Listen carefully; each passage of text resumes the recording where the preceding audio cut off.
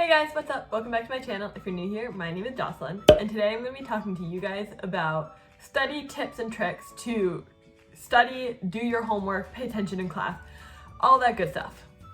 So for those of you guys who don't know me, I really don't love school.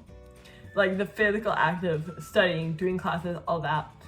It's just like really not for me. It's something that I struggle to focus with because I just don't see a high enough value in it. However, I did just graduate from MIT with a degree in computer science and economics, so clearly I'm doing something right somewhere. And so what I'm gonna do is share all the tips and tricks that I use throughout my studying career with you in order to help you guys ace those classes, even if you'd rather honestly just be doing real life work.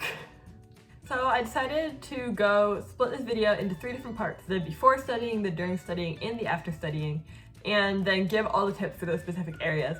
So what I'm gonna do is walk you through what I do when I study, and hopefully some of these tricks that I learned for myself about the way also work for you guys, because I struggle to focus, and so I want to help you guys who are struggling to focus out there stay locked in.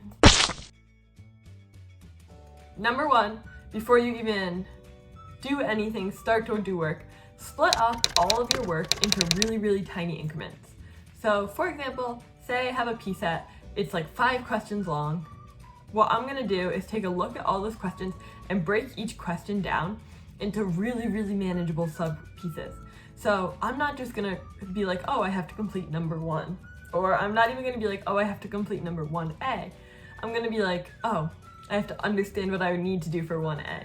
And then I'm gonna do this half of 1A, which I can tell. And then I'm gonna do the next half of 1A. Like really tiny, really manageable, things that I know I can get done in a sitting. And whatever that sitting means for you, but break them down, take what you think you can do in 1 block and split it into 4 chunks. This is gonna be really helpful for you in the future because then when you're doing the work, you feel really accomplished. I hate when I feel like I'm doing so much work, getting nowhere. So splitting this into chunks ahead of time means that throughout the workday, I feel like I'm getting so much done. Number 2, go to a focus area, whatever that means for you. So the reason I worded it quite like that is because I need to work in noisy areas. I absolutely hate working in complete silence. I can't go to the library to study because of the fact that it's so dead silent that my mind is constantly thinking. If I write too loud on the paper, I'm like, oh no, everyone can hear me. It's not great. I'd way rather work in the student center cafeteria where it's super loud, everyone's talking, and the voices just kind of become background noise that makes me feel more irrelevant.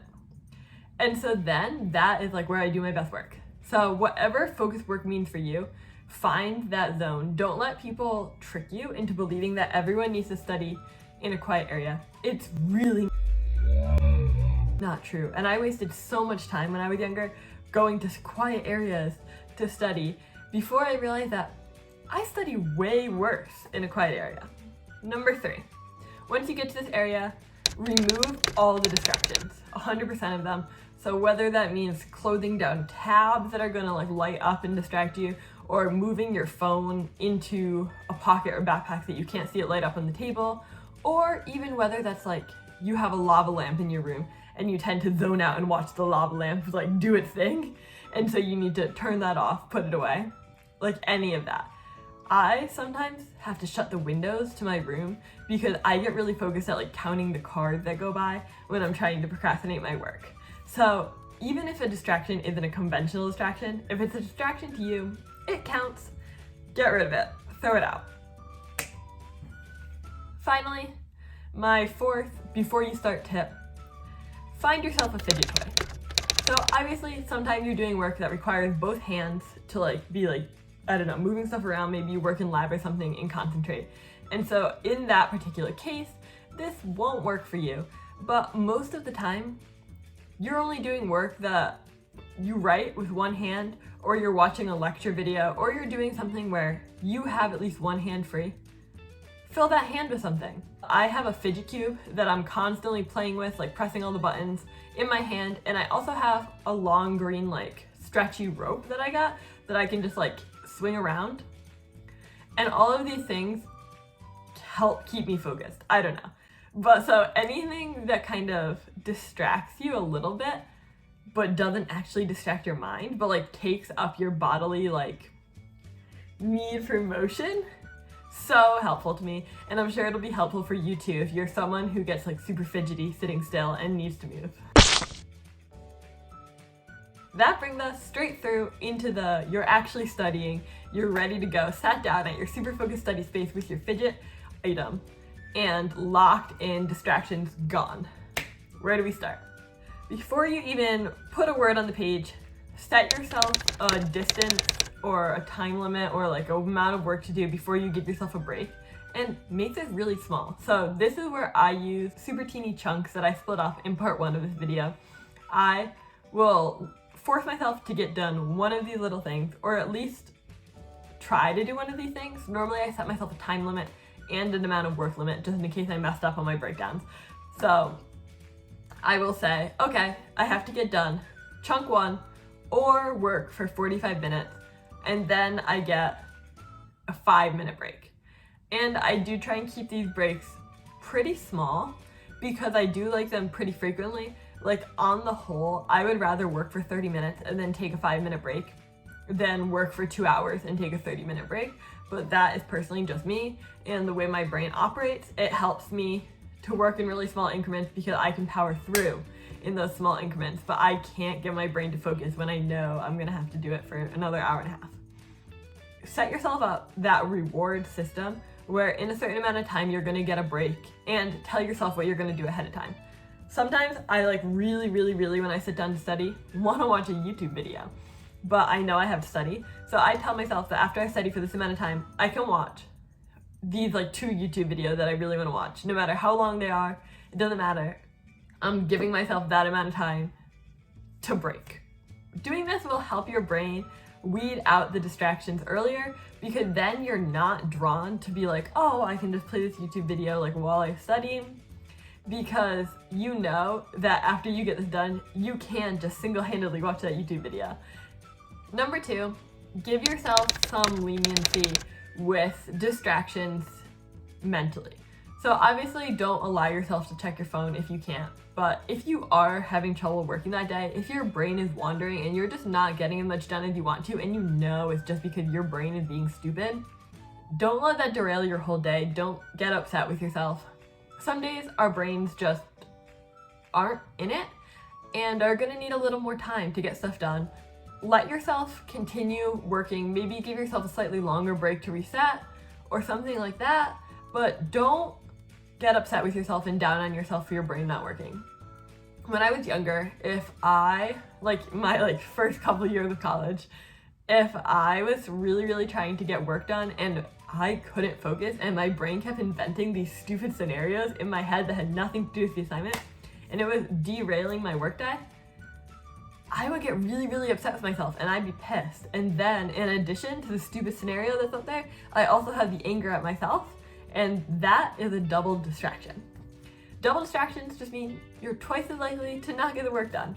So give yourself a lot of grace, give yourself time and understanding, and then when you allow your brain that calm, your brain does respond, and then you're honestly more likely to get the work done. It's really weird. I don't understand how it works, but giving my brain the capacity to mess up sometimes really helped me mess up less. Number 3 of the during studying tips: compete with yourself. This might be unique for people who are highly competitive, but that is me. I'm very competitive. Anything in the whole world, I can make a competition. And so I really like competing with myself on assignments. I'll set deadline goals for myself and try and race the clock, or try to race a friend that I know is doing the same assignment across the room from me. And so setting these timed competitions for myself means that I'm super motivated to get as much work done as I can, as fast as I can, and that keeps my brain on track. Once again, kind of dialing it back to the last point, you can't let failing ruin your whole day. So if you're going to be a person that lets failing ruin your whole day, this is not the tip for you. But if you can, Super helpful, would recommend. And finally, my last trick for the during the studying part, this I'm a little honestly nervous about recommending because I think it could be a really, really unique to me thing. But when I'm having days where I really can't stay focused on an assignment, like I do it for 2 minutes and then I hop to another tab and do something random and then hop right back and dive right back in, I just do 2 assignments at once. And this like goes against everything that they teach you about like studying and doing things well. So I don't know, maybe this won't work for you and feel free to try it. I take 2 assignments that both are kind of difficult, kind of take mental power and like thinking through. And then I work on one of the assignments, and then whenever I like hop tabs or feel myself like wandering, I just switch to the other assignment right away and work on that one, dive right back in. I'm the type of person that doesn't need a lot of wind up to a assignment. Like I don't need to like sit down and tell myself like, oh, today we are doing this, and then like dive in. And so that's why this works for me. If you're the type of person who needs a lot of build up, it probably doesn't. But for my jump around brain that like hates staying focused on one thing, but can get focused on that one thing really, really fast, this does wonders for me. Like I get so much work done doing 2 assignments at a time. Feel free to try it. Actually, let me know in the comments if this tip works for you, because I'm genuinely very curious if anyone else is this way, but it works for me, so give it a shot. And finally, for after the studying, change up your scenery right away. Nothing can kill a good study spot faster than you sitting there and playing on your phone there for 30 minutes after you finish studying, and then all of a sudden your brain associates that study spot with playing on your phone, and the next time you're there, you are gonna want to pull out your phone and play with it like before you even like start doing work. But if you have a study spot, even if it's like your desk, and the second you're done doing work, you stand up and leave, and maybe you only go like 50 feet in a direction or something, but you change that and then sit back down, and then you can play on your phone and do whatever you want to do there. It will cause your brain to start associating that other spot with studying way more. Creating a specific spot that's purely focused, huge. 12 out of 10 would recommend creating a zone for studying. Also, I do tend to find that changing scenery really helps, especially during like final week when all you're doing all day is studying for all these classes and just overwhelmed, nothing to do all day but study. I do find that kind of bouncing around scenery does help to reset your brain. So I'm not saying that you can't study in different spots, because I'll take a day, I'll study in a classroom for a little bit, and then go to the cafe for a little bit, to my room for a little bit, and then maybe back to a classroom again at night. So I do that a lot. But what I'm saying is that when you sit down in a location to study, that should just be studying in that location. And then when you're done studying there, stand up, leave. It helps associate your brain more that you were just studying, and it makes sure that you're not wrecking that location for your future studying. Yeah, so hopefully everything that I just said made sense to you, and at least a few of these tips can be put into work for your daily life and help you stay focused on studying even when your brain does not want you to be whatsoever. We are going to overcome all of our brains that hate us and want us to fail in school together, and then get that degree. If you guys have any other studying tips, suggestions that I didn't mention in this video, drop them below in the comments so that we can all help each other out and help grow it together. And yeah, thanks for watching. I make videos every Wednesday, so see you next week.